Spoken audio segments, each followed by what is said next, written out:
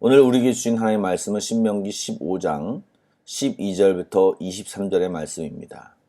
제가 가진 구약성경 286쪽입니다. 신명기 15장 12절부터 23절의 말씀을 드라마 바이블로 낭독해 드리도록 하겠습니다. 네 동족 히브리 남자나 히브리 여자가 네게 팔렸다 하자.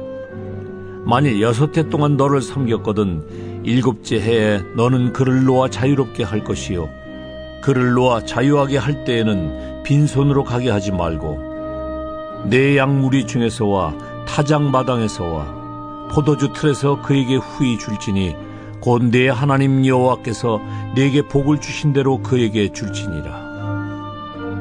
너는 애굽 땅에서 종되었던 것과 네 하나님 여호와께서 너를 속량하셨음을 기억하라. 그것으로 말미암아 내가 오늘 이같이 네게 명령하노라. 종이 만일 너와 네 집을 사랑함으로 너와 동거하기를 좋게 여겨 네게 향하여 내가 주인을 떠나지 아니하겠노라 하거든 송곳을 가져다가 그의 귀를 문에 대고 뚫으라. 그리하면 그가 영구히 네 종이 되리라. 네 여종에게도 그같이 할지니라. 그가 6해 동안에 품꾼의 사기에 배나 받을 만큼 너를 섬겼은즉 너는 그를 놓아 자유하게 하기를 어렵게 여기지 말라. 그리하면 네 하나님 여호와께서 네 범사에 네게 복을 주시리라. 네 소와 양의 처음 난 수컷은 구별하여 네 하나님 여호와께 드릴 것이니 네 소의 첫 새끼는 부리지 말고 네 양의 첫 새끼의 털은 깎지 말고 너와 네 가족은 매년 여호와께서 택하신 곳 네 하나님 여호와 앞에서 먹을지니라. 그러나 그 짐승이 흠이 있어서 절거나 눈이 멀었거나 무슨 흠이 있으면 네 하나님 여호와께 잡아드리지 못할지니 네 성중에서 먹되 부정한 자나 정한 자가 다 같이 먹기를 노루와 사슴을 먹음같이 할 것이요, 오직 피는 먹지 말고 물같이 땅에 쏟을지니라.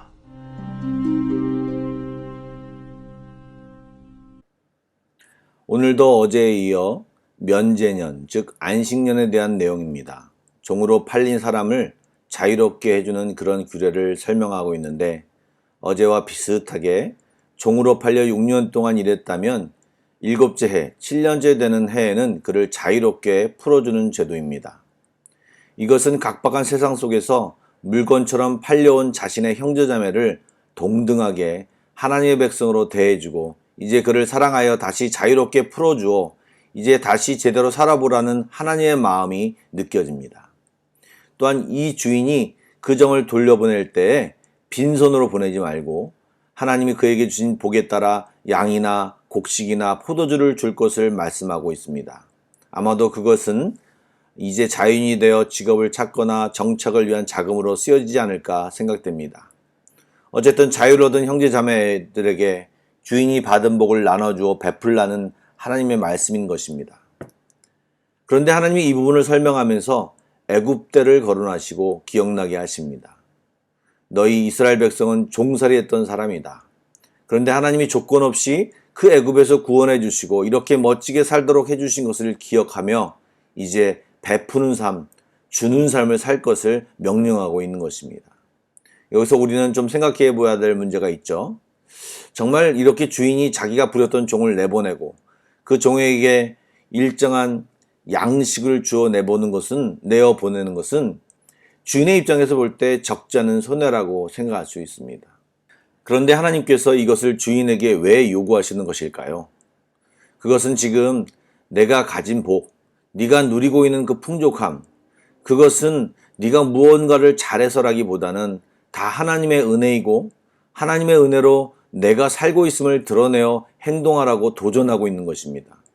다시 말해 그러한 행동은 단순한 행동이 아니라 믿음의 행동이요 표현이라고 말하고 있는 것입니다. 복받아 사는 너의 인생을 통해 다른 사람들에게 복을 주어 상황상 종으로 살게 된 이 사람에게 하나님의 복을 나눠주어 그도 하나님의 복받는 인생이 되게 하라는 것입니다. 그리고 그런 너의 믿음 있는 행동을 통해 내가 또 다른 복을 너에게 줄 것이고 앞으로도 내가 너와 항상 함께 있겠다고 하는 하나님의 마음이 담겨져 있습니다. 그러기에 주인이 이 명령한 대로 정확히 행한다면 그 주인은 하나님을 정확히 아는 것이고 하나님을 정확히 의식하며 인정하며 살고 있음을 드러내는 믿음을 보여주고 있는 것입니다. 내가 복을 누리는 것이 돈이 많아서가 아니라 그 돈을 소유해서가 아니라 하나님이 나를 돌보시고 이끄시고 내가 주님이 주신 복을 받고 살고 있음을 드러내는 믿음의 행동인 것입니다.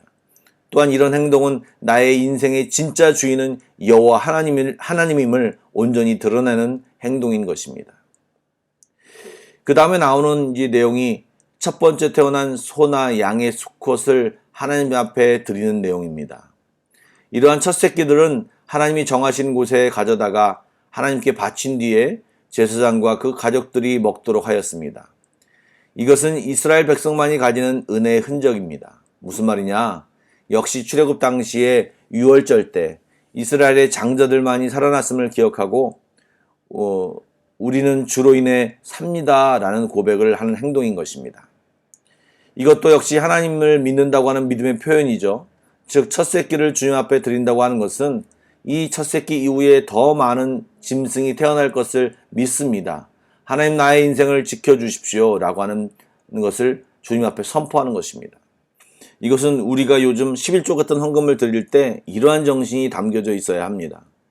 분명히 그 헌금의 금액만큼 다른 곳에 쓸 데가 있음에도 불구하고 그 헌금을 주님 앞에 드린다고 하는 것은 하나님이 나의 주인이십니다. 하나님은 나에게 복 주실 분이십니다. 이 믿음의 고백을 하는 것입니다.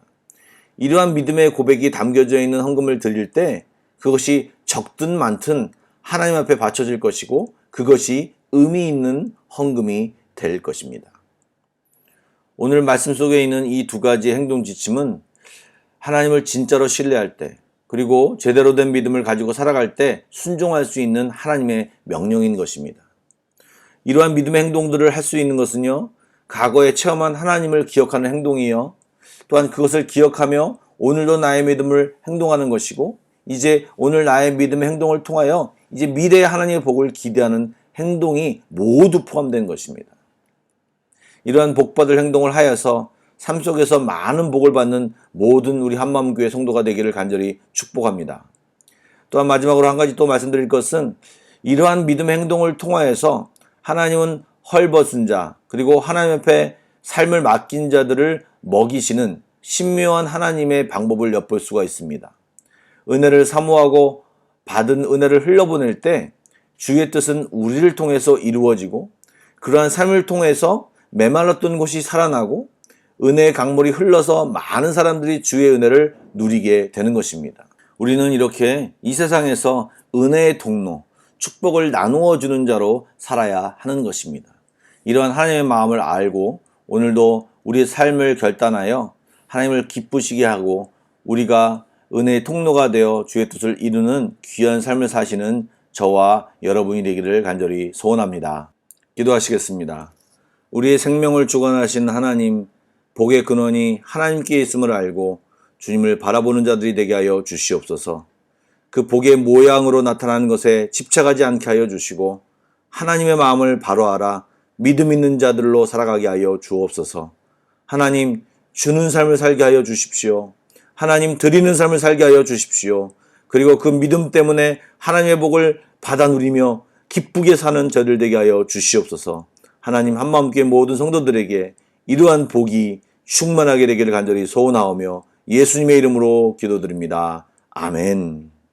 이제 계속 프레이 투게더 1, 2, 3 기도 제목을 가지고 먼저 기도하신 뒤에 개인 기도 제목으로 나아가도록 하겠습니다. 다 같이 기도드리겠습니다.